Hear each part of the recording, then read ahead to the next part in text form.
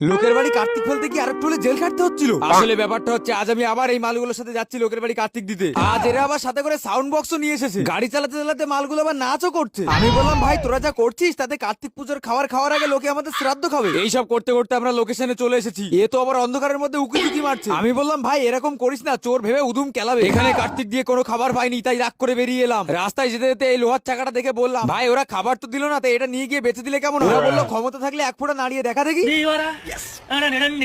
আমি বললাম না থাক, লোকের জিনিস নিলে ঠাকুর পাপ দেবে। ওখান থেকে সবাই মিলে চলে এলাম এই বাড়িটায়। আমি বললাম ভাই আগেগুলো তো খাওয়ালো না, এরা খাওয়াবে তো? ওরা বললো আবে আগে তো পুজোটা হতে দে। মালগুলো দেখি ঠাকুরটা গেটের সামনে রেখে একটা মোমবাতি ধরিয়ে দিয়ে চলে এসেছে। আমি বললাম ভাই চল এবার বাড়ি চল। ওরা বললো দাঁড়া একটা বাজি তো মারি। আমি বললাম আগের দিনের কথা মনে আছে তো, বাঁশ নিয়ে তাড়া করেছিল। এরপর আরো একটা ঠাকুর নিয়ে বেরিয়ে পড়লাম আর এক জায়গায় যাওয়ার জন্য। কিন্তু ব্যাপারটা হচ্ছে আমরা কেউ তার বাড়ি চিনি না। এদিকে আমরা সবাই মিলে তার বাড়ি খুঁজে বেড়াচ্ছি, আর এই মালটা তখন থেকে গার্লফ্রেন্ডের সাথে গিয়ে যাচ্ছে। मेरे से प्यार करती है या नहीं करती? একটু পরে এ বললো চল আমি নিয়ে যাচ্ছি। আমি বললাম আব্বে এ তো লোকের বাড়ি না, বাগানে চলে এলাম। না না ঠিক আছে বাড়ি খুঁজে পেয়েছি, এরাই সব থেকে ভালো, বললো কাল এসে খাবার খেয়ে যেতে।